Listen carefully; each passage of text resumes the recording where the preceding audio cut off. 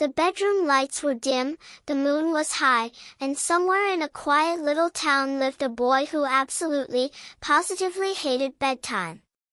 His name was Leo. Leo was 6 years old, with messy chestnut hair that stuck up like he had just wrestled a pillow, bright curious green eyes, and soft freckles across his cheeks. He wore blue dinosaur pajamas and fuzzy yellow socks, and every night he made the same announcement. Bedtime was the worst idea ever invented. Tonight was no different. Leo stood on his bed like a brave explorer standing on a mountain. "I'm not sleepy," Leo declared to absolutely no one in particular. Outside his window, the moon glowed quietly, as if it had heard this speech many times before. Leo crossed his arms. "There are still things to do," he continued very seriously. "Important things.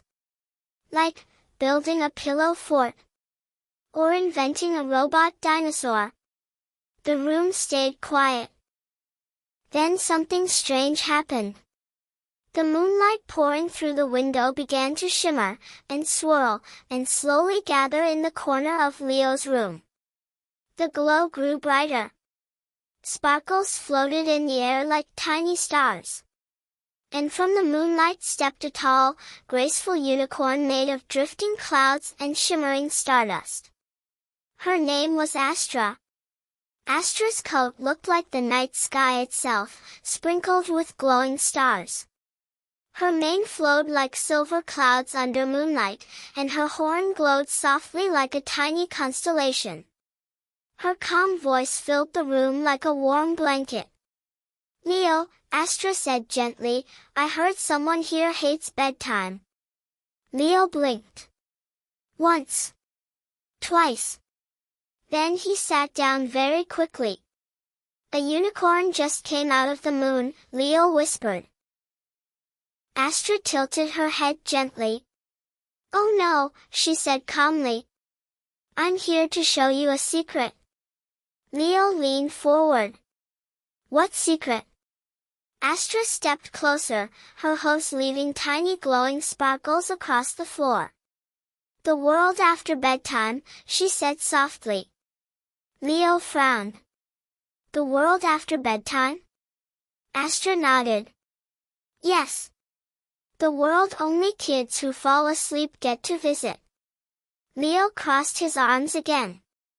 "That sounds suspicious." Astra's horn glowed brighter. "Would you like to see it?" Before Leo could answer, the room filled with shimmering stardust. The walls faded. The bed floated. And suddenly Leo and Astra were standing in the middle of a glowing dream forest. Ahead of them was a giant floating playground made entirely of clouds. Kids bounced from cloud to cloud like trampolines. A giggling octopus wearing pajamas juggled glowing bubbles. Leo laughed. "Okay, that's actually awesome." Astra smiled softly. "It happens every night." Leo looked thoughtful. "So, every kid who sleeps gets to come here?" "Yes." "And kids who stay awake?" Astra gently shook her head. "They miss the adventure." The dream forest slowly faded. The glowing playground disappeared. The moonlight swirled again. And suddenly Leo was back in his bedroom. His blankets were soft. His pillow looked extra comfortable. The moon shone quietly through the window. Leo slid under the blanket. "Well," he said thoughtfully, "that dream place seems pretty important." Astra stood beside the window, glowing softly.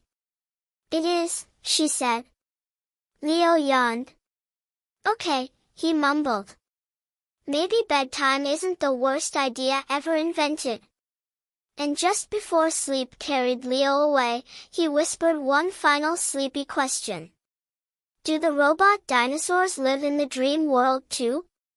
Astra chuckled softly. "Oh yes," she said.